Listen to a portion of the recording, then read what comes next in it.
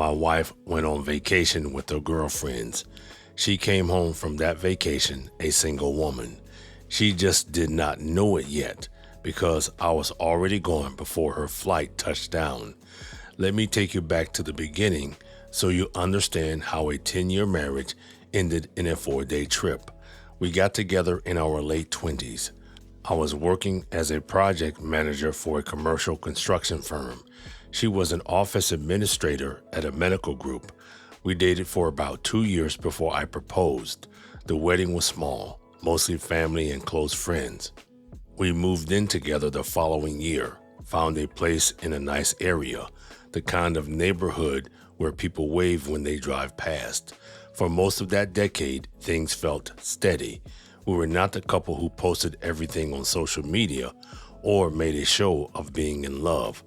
We were the couple who split the bills down the middle, took turns cooking, and fell asleep watching the same shows every night. We had a rhythm that worked. Birthdays were always acknowledged. Anniversaries were always marked, even if it was just dinner at a place we liked and a bottle of wine on the back patio. We were not flashy, but we were consistent. And I thought consistency meant something: quiet, predictable, stable. I thought that was enough. She apparently did not. My job has always required long hours. Construction does not operate on a 9-to-5 schedule. Some weeks I am out the door before sunrise and not back until 7 or 8 at night. Other weeks are lighter, but the heavy ones are heavy. She knew that when she married me. She watched me build that career from a field supervisor position to a project manager role over the course of our entire relationship. She benefited from every promotion, every raise, every bonus that came with the hours I put in. But somehow, the hours became the problem. Not at first. At first, she filled the time on her own and seemed fine with it. She had a group of girlfriends she had known since before we got together. 5 women, tight circle, group chat that never went quiet.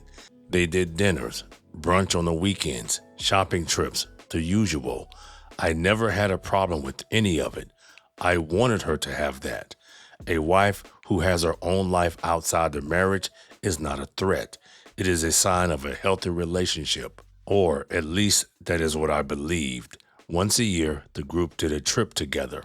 They had done beach weekends, a spa resort, a cabin in the mountains one time. This year, they picked a resort town about 3 hours by plane. 5 days, 4 nights, all inclusive, pool, nightlife, the whole setup. She started planning for it weeks in advance. New swimsuits, new luggage, hair appointment, nails, all of it. I did not think twice about it. I told her to have a good time, gave her some extra cash for spending money, and drove her to the airport. She kissed me through the car window and told me she would call me when she landed. She did call when she landed.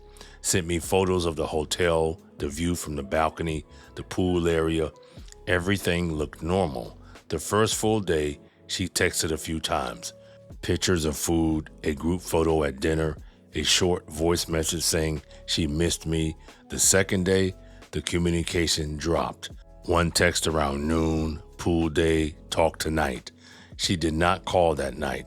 The third day, nothing until almost 9 in the evening.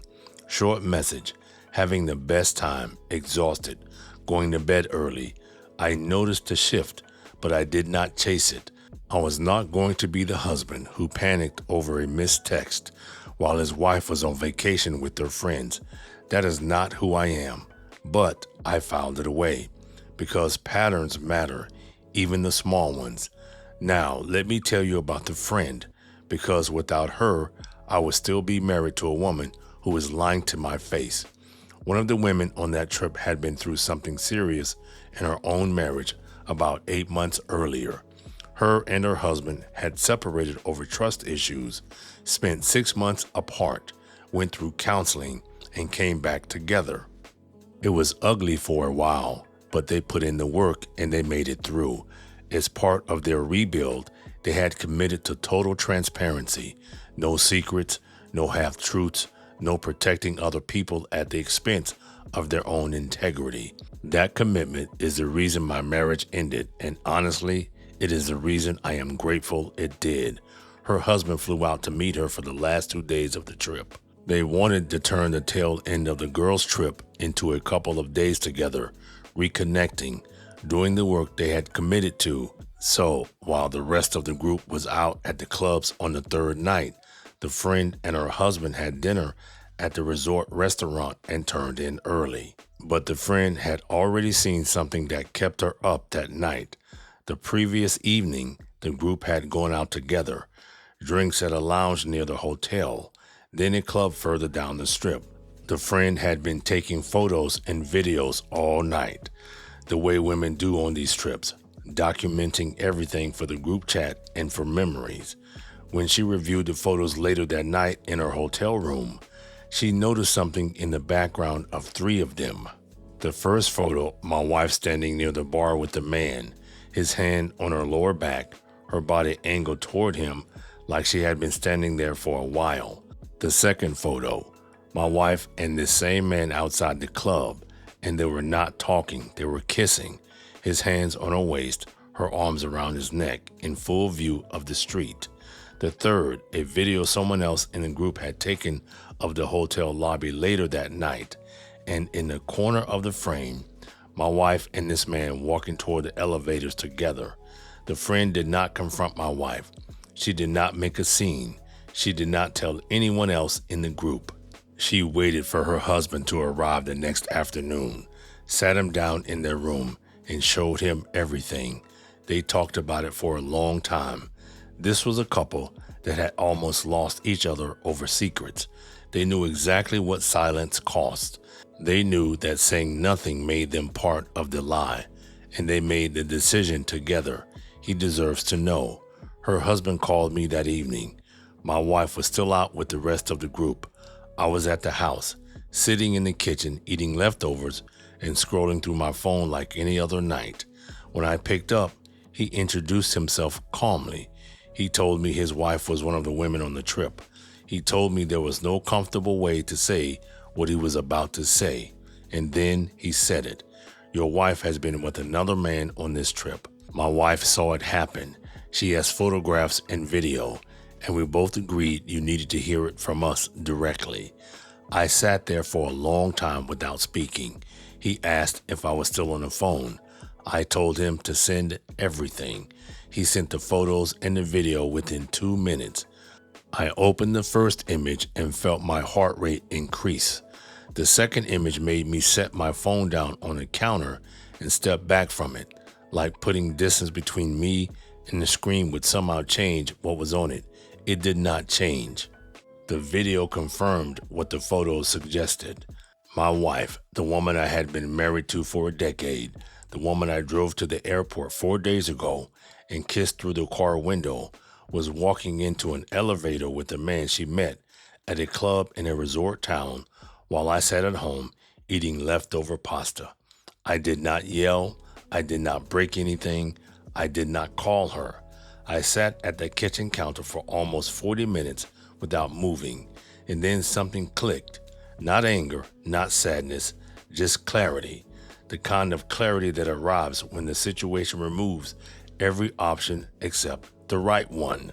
I called a divorce attorney at 8 the next morning, told him what happened, told him I had photographic and video evidence, told him I wanted to file immediately. He reviewed the material that same afternoon. In our state, adultery could be used as grounds for an at-fault divorce, and in an at-fault case with clear evidence of infidelity, the court had the authority to deny alimony to the offending spouse. My attorney looked at the photos, watched the video, and said, "This is more than enough." I signed the petition before 5 o'clock that same day. She was still at the resort.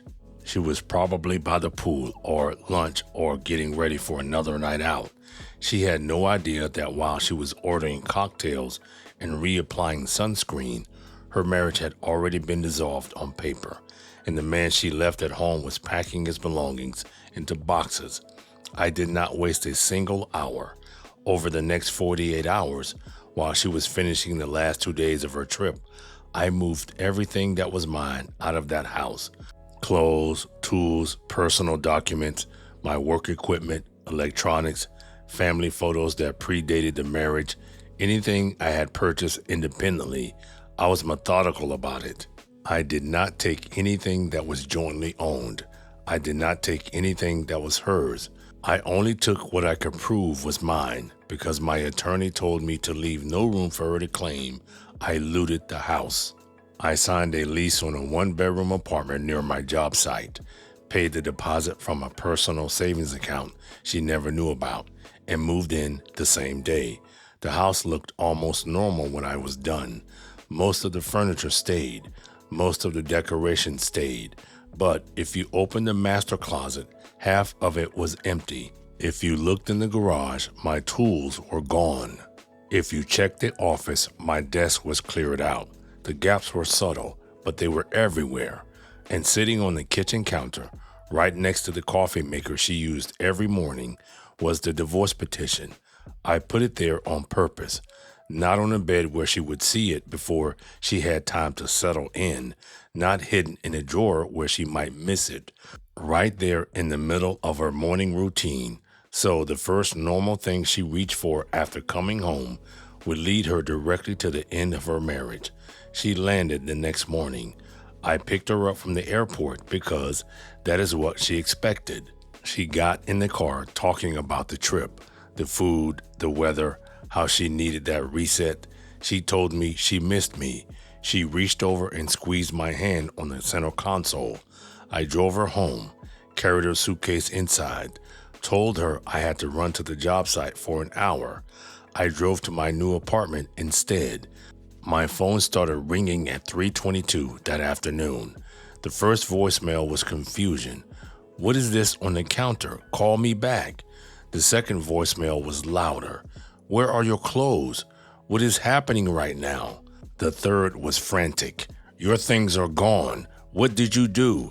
By the sixth call, she was crying. By the 10th, she was screaming, where are you?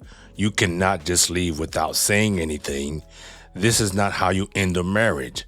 By the 15th call, her voice had gone flat, quiet and drained, like something inside her had finally run out. Please, just call me back. I do not understand what is happening. I answered on the 16th call.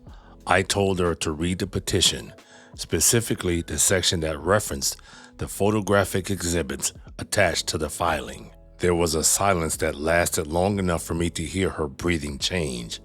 Then she said two words, who told you? Not, I am sorry. Not, it's not what it looks like. Not, please let me explain. Who told you? That told me everything.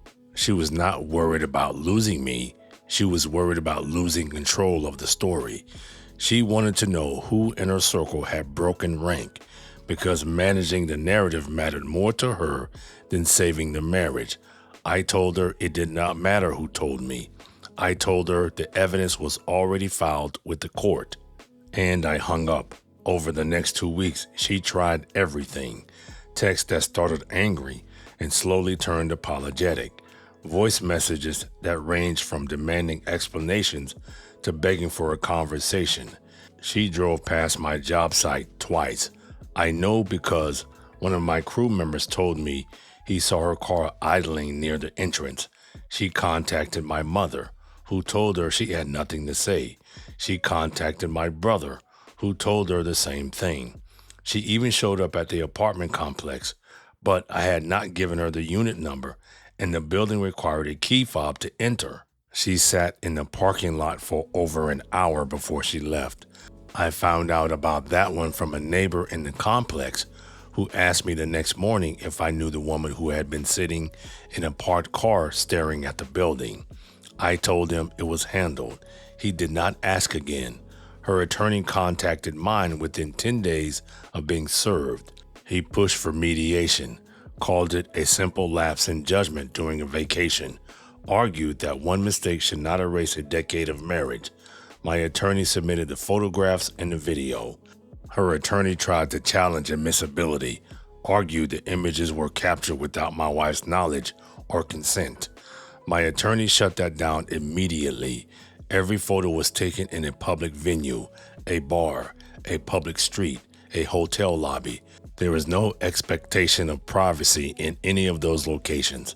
The challenge was dropped. Her attorney pivoted to arguing that my work schedule created emotional neglect, that the long hours and job site demands had pushed her towards seeking connection elsewhere. My attorney submitted my employment records, direct deposit history, and a breakdown of every financial contribution I had made to the household over 10 years. He also submitted evidence that I was home every single weekend, that I had never missed a holiday, and that my schedule had been consistent for the entirety of the marriage, with no complaints filed, no counseling requested, and no prior separation. She did not seek help. She did not communicate that she was unhappy. She did not ask for counseling or suggest changes. She did not write me a letter, send me a text, or sit me down for a conversation about what was missing. There was no request for a separation. There was no ultimatum. There was no warning of any kind. She went on vacation and found a stranger instead. The judge reviewed everything. Alimony denied. The evidence was clear.